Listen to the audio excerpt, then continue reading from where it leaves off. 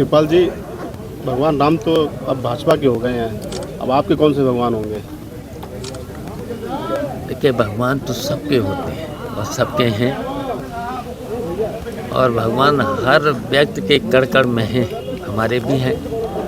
और अब क्या, अब तो मंदिर बन गया, प्राण प्रतिष्ठा हो गई, अब सब लोग दर्शन करें। मैंने तो पहले भी कहा था, अगर निमंत्रण मिलेगा तो जाएंगे, नहीं मिलेगा तब जाएंगे, तो अब जाना है। शिवपाल जी, बिहार की राजनीति इसमें गरमाई हुई है, जो नीतीश जी हैं वो एनडीए के साथ जाने को हैं। देखिए, ऐसा तो अभी कुछ नहीं। नीतीश जी से हमारा यही अनुरोध है कि इंडिया गठबंधन को मजबूत करें, और जब इंडिया गठबंधन को मजबूत जो उन्होंने शुरुआत की थी, तो वहीं पर रह कर के मजबूत करें। यूपी में भी गठबंधन कांग्रेस के साथ होना है, उसको लेकर क्या रणनीति आप लोग बना रहे हैं? बहुत जल्दी हो जाएगा, चिंता मत करो। सीटों बहुत को जल्दी किस तरीके से बांटेंगे सर? अब ये तो हमारे दोनों राष्ट्रीय नेता तो फैसला कर लेंगे इस पर जी, और जल्दी हो जाएगा। बंगाल में ममता जी ने भी कह दिया है कि अकेले चुनाव लड़ेंगे, पंजाब में आपने बोल दिया है। हमारी तो यही अपील है सब लोगों से, भारतीय जनता पार्टी को हटाने के लिए इंडिया गठबंधन से ही सब लोग चुनाव लड़ेंगे। राम सबके हैं तो आप लोग दर्शन करने के लिए क्यों नहीं गए? अब जब कहानी ख़त्म हो चुकी है ना, अब देखिए, प्राण प्रतिष्ठा भी हो गई, सब कुछ हो गया है, तो देखिए ये सीधा सीधा कोर्ट का आदेश था, उसी से तो मंदिर बना। भाजपा तो भगवान तो सबके हैं। भाजपा जो है पहले तो वहाँ रोक लगी थी, निमंत्रण अगर मिलता तो जाते, और निमंत्रण नहीं मिला तो मैंने पहले ही बोल दिया था, निमंत्रण मिलेगा तो जाएंगे, नहीं मिलेगा तब भी जाएंगे। भाजपा सपा को राम भक्तों की हथियारी पार्टी कहती है, इस पर क्या कहेंगे? अब ये बात बहुत पुरानी हो गई है, बहुत पुरानी हो गई है, लेकिन आज भी आपको सब पता है, सबको पता है। उस समय कोर्ट का स्टे था, यथास्थिति बनाए रखने था, तो ये तो प्रशासनिक अधिकारियों की जिम्मेदारी थी, कोर्ट के आदेश का पालन कराएं। अब तो आपने सब कुछ पढ़ लिया, तब भी बार बार वही क्वेश्चन। अब तो ये खत्म हो चुका है, सब कुछ खत्म हो चुका है। शिवपाल जी, आपकी पार्टी के सर्वस्व हुआ है, क्या लगता है इस पे चुनाव पे असर पड़ेगा? तो देखिए, जो कोर्ट का आदेश होगा ना, कोर्ट का आदेश आ जाए, कोर्ट के आदेश का सब लोग पालन करेंगे। संभावित सूची में अखिलेश यादव के आजमगढ़ से चुनाव लड़ने की बात सामने आ रही है। अब देखिए, वो तो राष्ट्रीय नेतृत्व तय करेगा।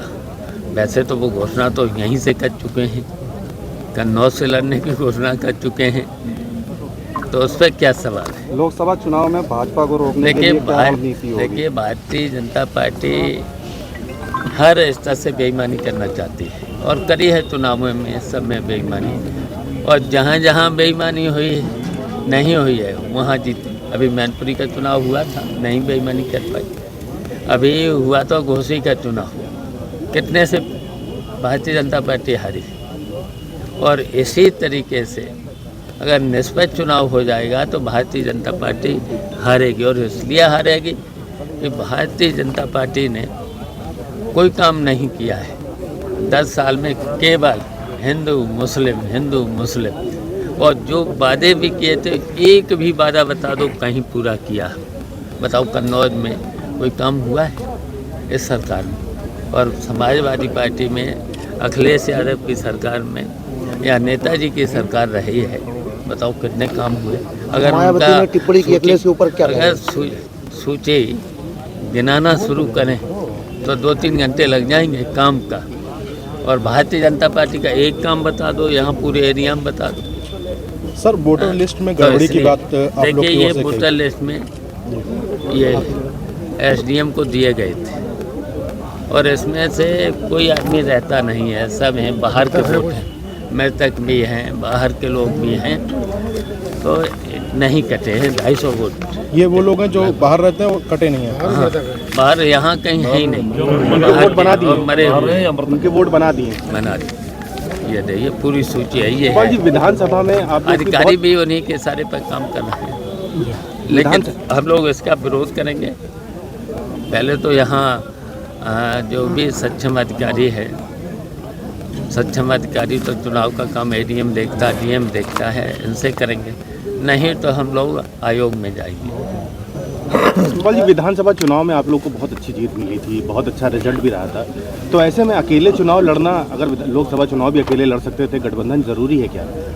नहीं, जरूरी है भारतीय जनता पार्टी को इस समय जरूरी है, भारतीय जनता पार्टी को हराने के लिए एक होकर के भारतीय जनता पार्टी को हराना जरूरी हो गया है। मायावती जी देखिए ये संविधान को मानते नहीं, कानून को मानते नहीं, हैं, अदालत को मानते नहीं, अब तो सब पे कब्जा है। ईडी और सीबीआई का प्रयोग करते हैं, हर चीज़ में सबको धमकाने का काम करते हैं। दिल्ली के मुख्यमंत्री केजरीवाल ने एक ट्वीट किया है, कहा कि दिल्ली की सरकार को बीजेपी गिराने की कोशिश कर रही है, जो उनके विधायक हैं उनको धमकाया जा रहा है।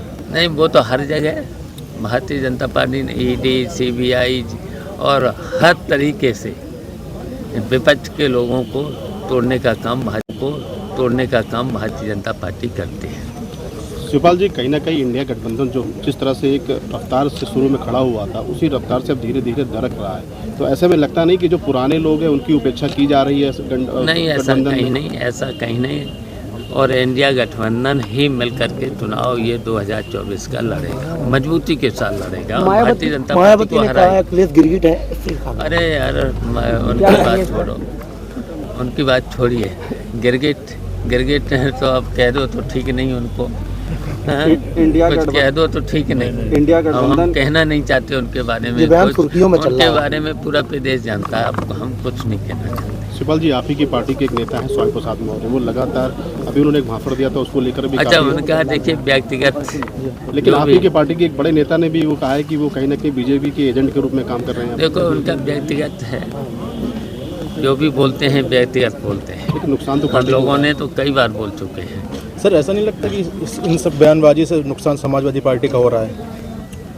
देखिए उस नुकसान को हम लोग पूरा करेंगे, नुकसान नहीं होने देंगे, और जनता भी समझती है ना, हैं? पहले तो वो बीजेपी में ही थे, बीजेपी से ही तो आए हैं समाजवादी पार्टी में, तो कुछ उनको वही है बीजेपी वालों जैसी। कयास ये भी लगाए जा रहे हैं कि जैसे ओम प्रकाश राजभर चले गए, दारा सिंह चले गए, ऐसे स्वामी प्रसाद मौर्य भी वापस बीजेपी में रिटर्न हो जाएंगे नुकसान पहुंचाने के लिए। ये उन्हीं से पूछना, वही बता पाएंगे, उसके बारे में हमारी तो बात अभी हुई नहीं उनसे।